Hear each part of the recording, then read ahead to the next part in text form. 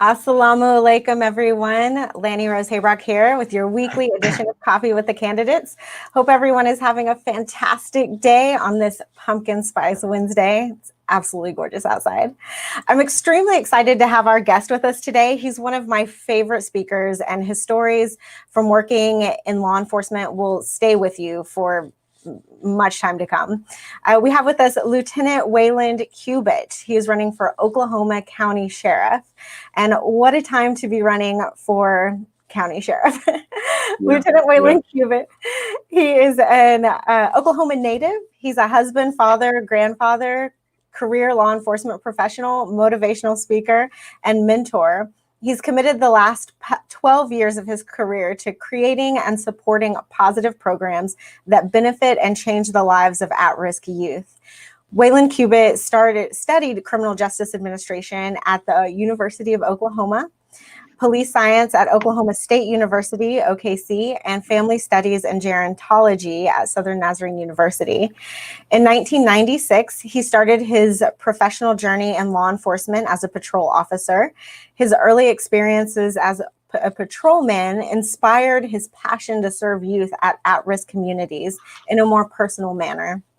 While embracing his entry-level position, he paid close attention to issues that plagued our low-income communities. After years in patrol, Lieutenant Cubit moved from one specialty unit to the next, which afforded him the opportunity to become an undercover police officer, conducting undercover street crime and narcotic investigations. The chief of police recognized his passion for the community and youth and reassigned him to Criminal Intelligence Unit, where he worked as a gang intervention prevention specialist. In 2010, his experience, reputation in the community, and support from police administration inspired him to establish the OCPD FACT Unit. FACT stands for Family Awareness and Community Teamwork, which is a youth outreach program that focuses on mentorship, building character, and empowering at-risk youth, which ultimately helped reduce juvenile delinquency and involvement in the criminal justice system. It was this experience and his positive track record with inner city youth that earned him the title of Master Mentor. Lieutenant Cubit volunteers as a facilitator and trainer on effective police interactions with youth and disproportionate minority contacts, fair and impartial policing, and is a certified instructor in unconscious bias. He is a former board chair for Youth Leadership Exchange. He also serves on several boards and committees, including the Board of Visitors for the University of Oklahoma, AFAM Department. A Chance to Change, the 111 Project, Oklahoma City Black Chamber of Commerce, and Odyssey Leadership Academy. Lieutenant Wayland Cubit is running for Oklahoma County Sheriff because he believes that law enforcement should focus on helping people. He wants Oklahoma County families to remain or become whole, feel safe, and have the opportunity to thrive. He says he will be a sheriff that works towards solutions that are bold, ambitious, and creative. So thank you so much for joining us. Thank you for reading all of that. I'm sorry you had to. Did you have to do that? Oh my goodness. I wanted to stop you, but I didn't want to be rude. Like, let's not do that. You know, I read it beforehand, and typically I cut down the bios when I read them, but there was just so much there, and the position you're running for is so important. I wanted to make sure that people had the full picture of who you are as a person. And to start out, I'd like for you to tell us what a county sheriff does, because I think whenever a lot of us think of sheriff, you know, images of Andy Griffith come to mind, or you know, Wyatt Earp. So can you give us a better picture of what you're actually running for? Well, I will tell you that as a young man, all of those things really, really hit me as like, I wanted to be the sheriff. As a 12-year-old, I knew that I wanted to be in law enforcement. And I have to say, you don't know why you want to be in law enforcement at 12 years old. So it was Andy Griffin, it was Marshall Dillon, it was all those people that stood in the gap between good and evil. That was what I wanted to do. But to answer your question, what does the sheriff do? The sheriff has huge responsibility in the entire county. And so they're the chief law enforcement person in the county. Them and the DA are the elected law enforcement guys in the state. Police chiefs are hired. Sheriffs are elected.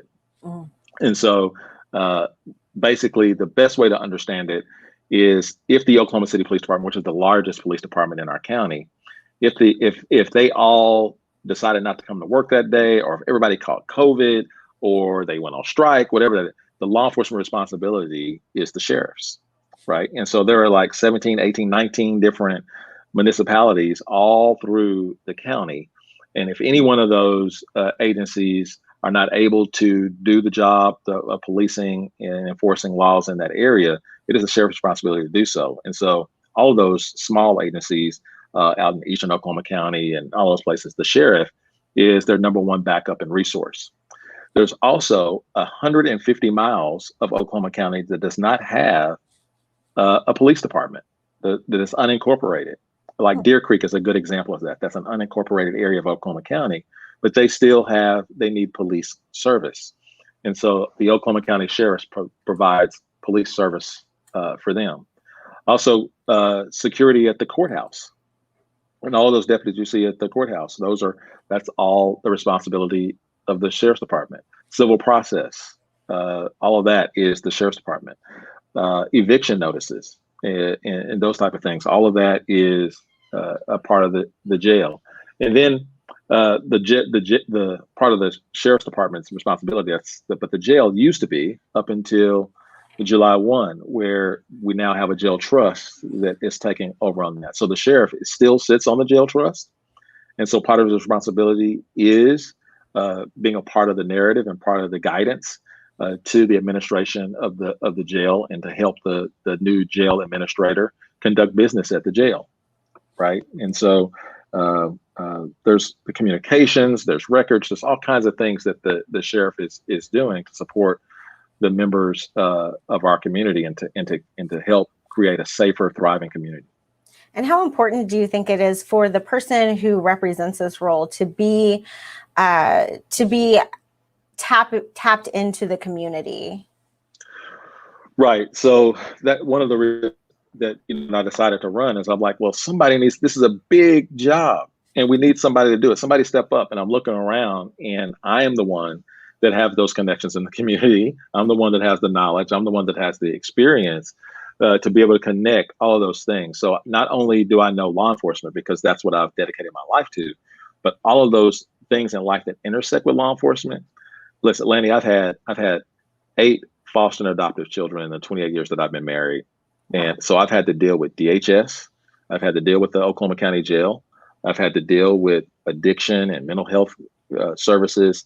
I've had to deal with trauma. I've had to deal with all of that as a parent, right? And I've recognized how, as a parent, these things that life actually, the crisis that life actually presents to certain people and families, actually intersect with law enforcement in a very substantial way. And so, as I create programs, as I work with nonprofits, as I create partnerships and relationships, and as I lead in law enforcement, it is that lens in which I conduct business. It's just not necessarily what's wrong with our community. It's what happened to our community. It's not what's wrong with that family member, that mom and that dad. It's what happened to them, right? And then how do we, as law enforcement, not only conduct our business, but also respond to what happens after we conduct our business? Like, what happens after the crime scene tape is taken down? Can we bridge the gap? Are we resourceful enough to bring people in to help that family man to become whole? Right? That has not necessarily been the way law enforcement has operated, but that is which the lens I will lead through. Right? Is that we can hold people accountable and be kind. We can hold people accountable and be compassionate. Right? And we can do that at the same time. It's not a this or that thing. Yeah, well, I think that's so important. And something else that you hit on, the times that I've actually seen you speak have been when you've been talking about unconscious bias. And so can you tell our listeners what unconscious bias is, and maybe when you first became conscious of your own unconscious bias? Right. So I am battling the unconscious bias stuff all the time. We have these stereotypes that form in our mind that we make decisions on without even thinking about it, right? We all do it day in and day out. And so one of the ways I want to help you describe that is, if I had the people that are watching, if I said, fill in the blank for me really, really quick, peanut butter and jelly. Right. That's not what I was thinking. I was really thinking peanut butter and syrup because that's the way I eat it. But you did that so automatic. It is an automatic response. You did that unconsciously, right? And we do that with women. We do that with religion. We do that with race. We do that with gender. All kinds of things we do that with. And a lot of times it's right. But what happens and what's the impact of it when it's wrong, right? And so what we do when we talk about unconscious bias is to slow down and to actually think what actually might be true, right? Because it doesn't have to be peanut butter and jelly. It could be peanut butter and bananas. But what you're going to have to do is take more time to talk to people, get to know people, and try to figure out how they're filling in that blank for themselves, not us filling in the blank for them. Right. And so unconscious bias is things, it's happening all the time. Like we're not having to think about it, but our brain is making decisions for us and it actually drives our behavior. Consider breathing. Like you're doing it, you're not having to think about it. But if you stopped and thought about it, you could control it, right? You could speed it up, you could slow it down, you could hold it for a little while. Right. And what our unconscious bias is doing is it's making unconscious decisions about people that actually impact our behavior and actually impact our lives. So how do you recognize it? Because I think that we're not even attuned to our own biases. Well, first you have to recognize that it's not a good thing or a bad thing, right? That it is a real thing. So first you have to recognize that, okay, that is real. And once you recognize that it is real and you want to slow down and try to figure out, how often am I making decisions without even thinking? Like our brain is taking in thousands of pieces of information at one time, but we can only process about 40 at once. And so literally the air condition comes on, it makes a sound, it moves air, all that kind of thing. It's one of those pieces of information our brain processed, but we didn't think about. Like we don't have to worry about it because we know, oh, that's the air condition coming on. I don't have to spend any energy thinking about that. Oh, Black person, so they're up to no good. I don't think, whoa, wait a minute. What did you just do? Why did you do that? Why did you do that? Right. And so what being aware of unconscious bias says, to challenge yourself to slow down, right? And actually process things before you make a decision when you have time to do it. I once heard you tell a story about TPing houses. Can you tell our viewers that story? Because it's something that I haven't forgotten. Well, early on, and this is what kind of launched me into the discussion of being able to have a really candid conversation about race, right? Is to we're not talking about things, and so we do a lot of assuming about things. And as a young police officer, I was working in Moore, Oklahoma.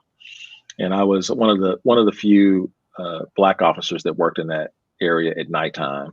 And the time you're speaking of, I got a vandalism call, and this vandalism call said that somebody was throwing toilet paper all over the trees and all over the bushes and houses in a particular area. And I've never seen this. It's just vandalism to me. I've never seen it before. And sure enough, this house was trashed.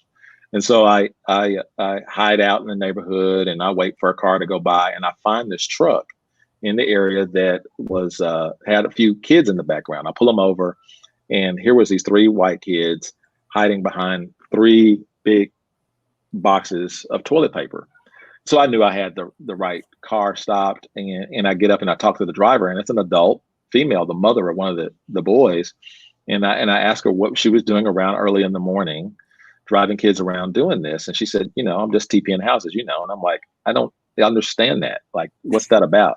And she's like, TPing houses. I'm like, this is stupid. I mean, this is the stupidest thing I've ever seen. And so I characterize it as a white trash thing. This is what white people do, I guess. It's stupid, and so I go back to my car and I'm writing tickets for this stupid stuff for everybody.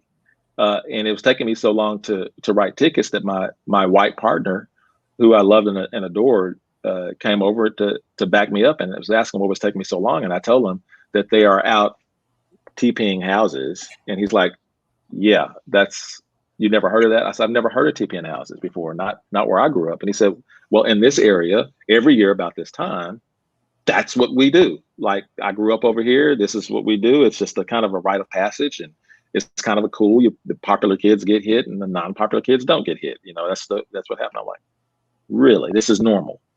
He said, yeah, this is normal. And I didn't characterize him as white trash.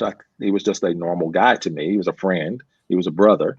And so I tore up the tickets, and then I got to realizing that I was about to put 3 kids in the juvenile justice system based on my lack of understanding of their culture. Wow.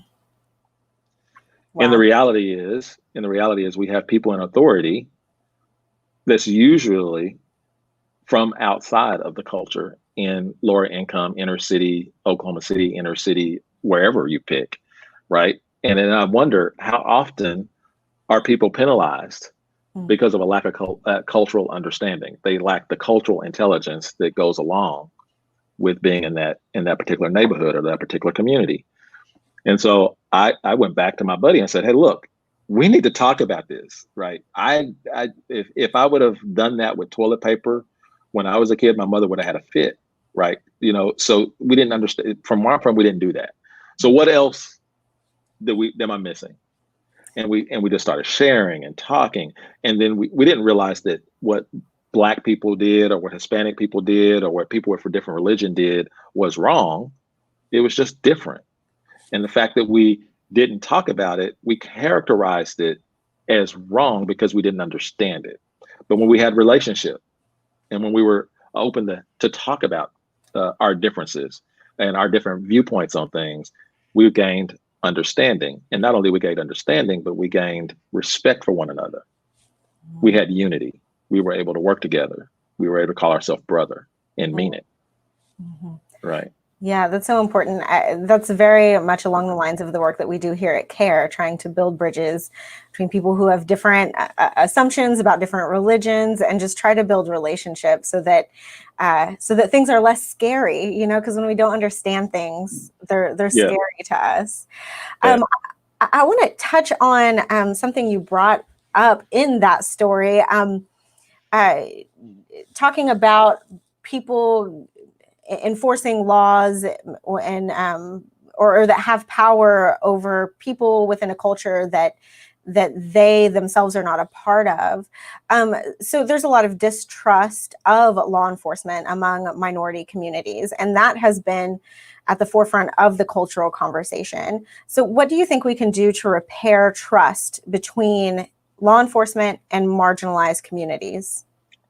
Yeah, that's a big question, and I don't have the answer for that, but I do know that the answer lies in listening, right? We have many times, we have, as law enforcement, I feel like we listen with our ears, which is just facts. This is what happened.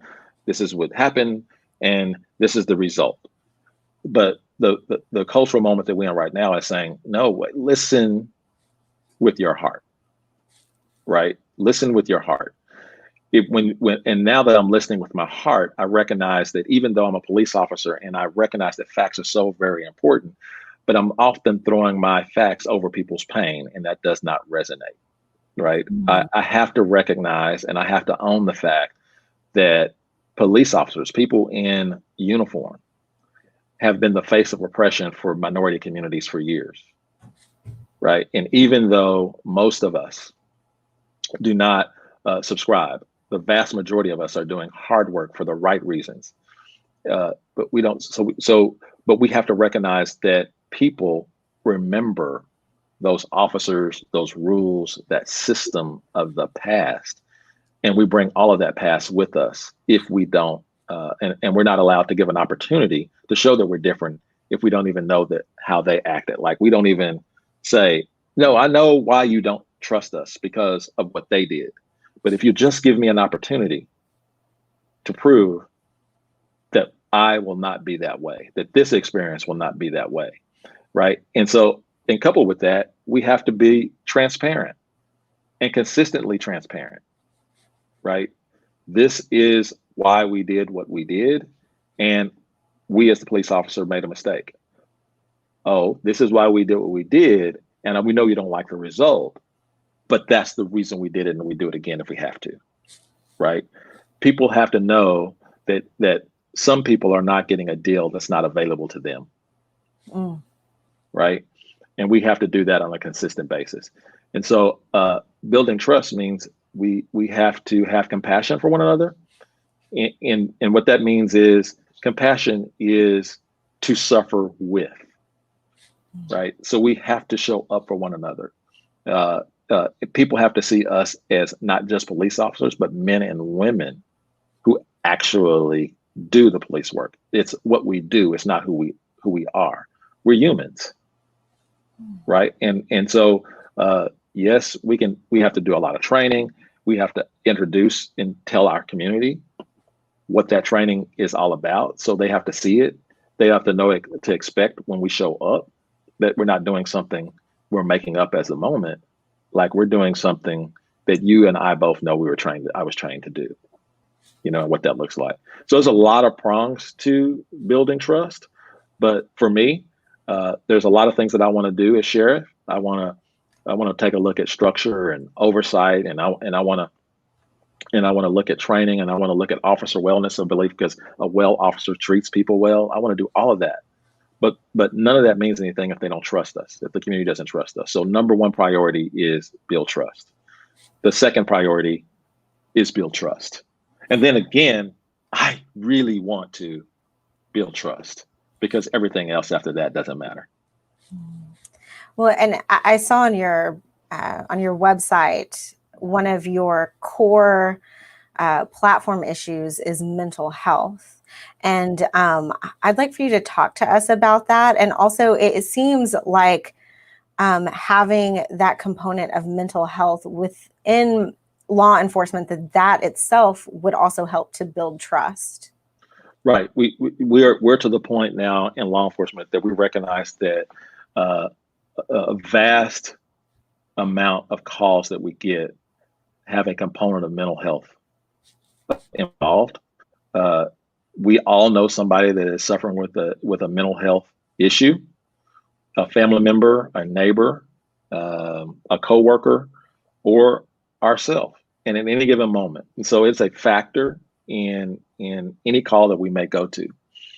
And so I feel like we need to do a better job of understanding mental health and making sure that we're not putting people that are battling with a mental health issue or crisis, that we're not criminalizing that, right? And that we are providing the right resource at the right time for the right people. And for far too long, our answer has been the county jail. And we know that if you're suffering from a mental health issue of whatever level, that's not the place to be, right? And if it is the place to be because a crime and a victim was created because of your mental health issue, then what are we doing for you while you're there?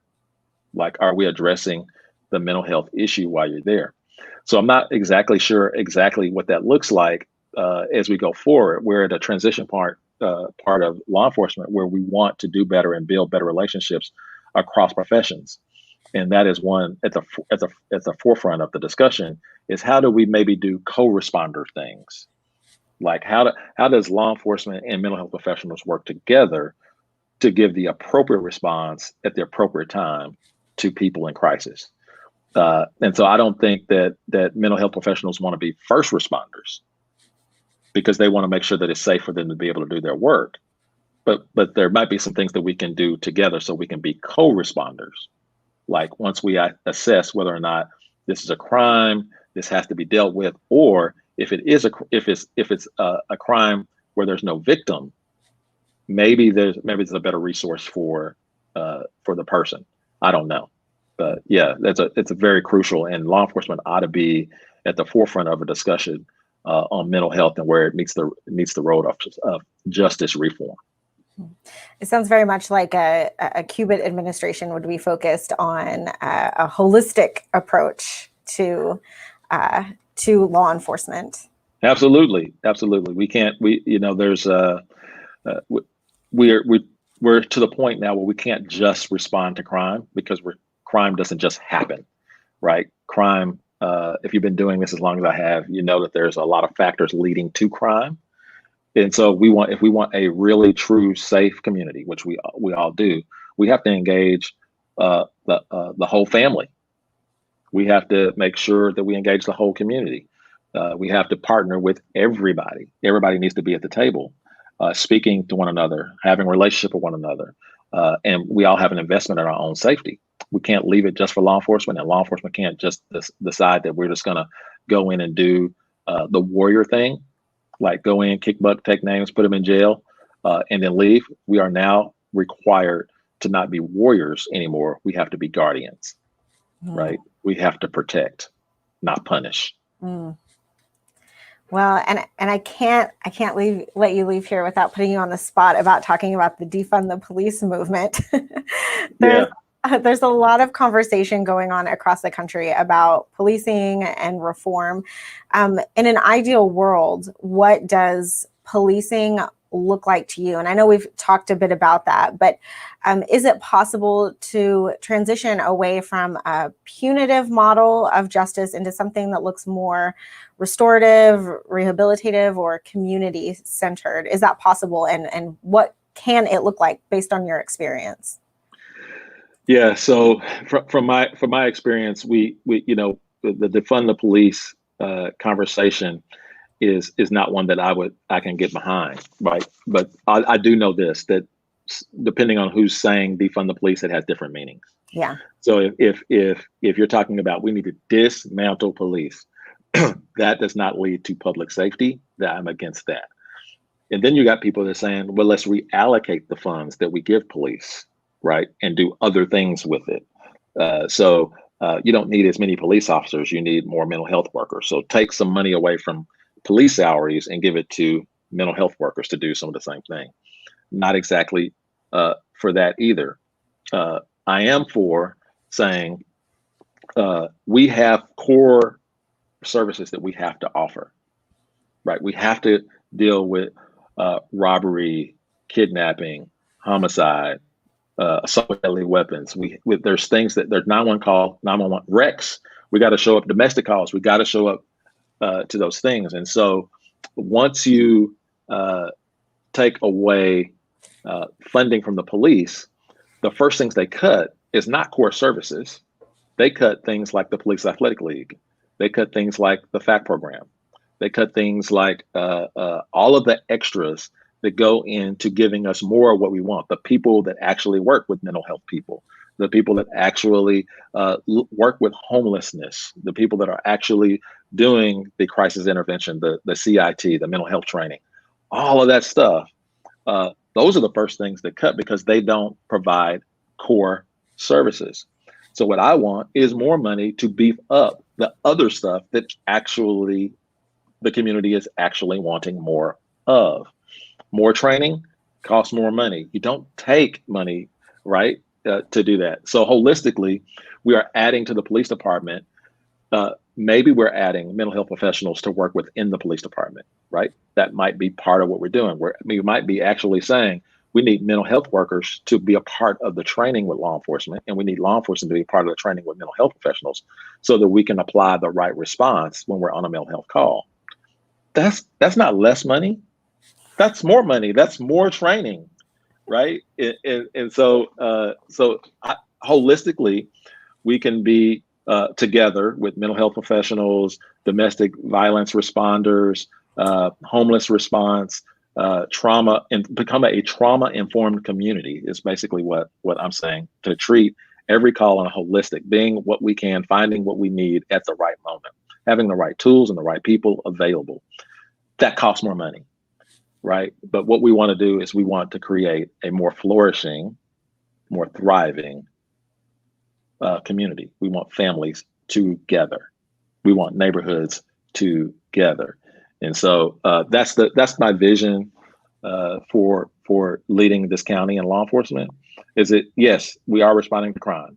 Yes, we are holding people accountable, but we are going to do it with the mindset: are we holding them accountable? Are we punishing them? And are we protecting the community from them? while they figure out what their value actually is, because we believe every single person has value, whether they recognize it or not. Mm. Yeah, absolutely. Well, and all of that, I think it sounds a lot like how you were talking about how people that kind of don't understand the culture, that they're coming up with solutions. And it sounds like that's kind of what society is doing to law enforcement. We're saying, here's a problem, here's the solution we're giving you. We're just going to take away your money and it's going to fix it. Right. Yeah, I had a friend, we were talking about defund the police, and I was like, honey, I want that police officer to be paid good when he pulls me over. I don't want a mad officer writing tickets. That's good. That's good. Yeah.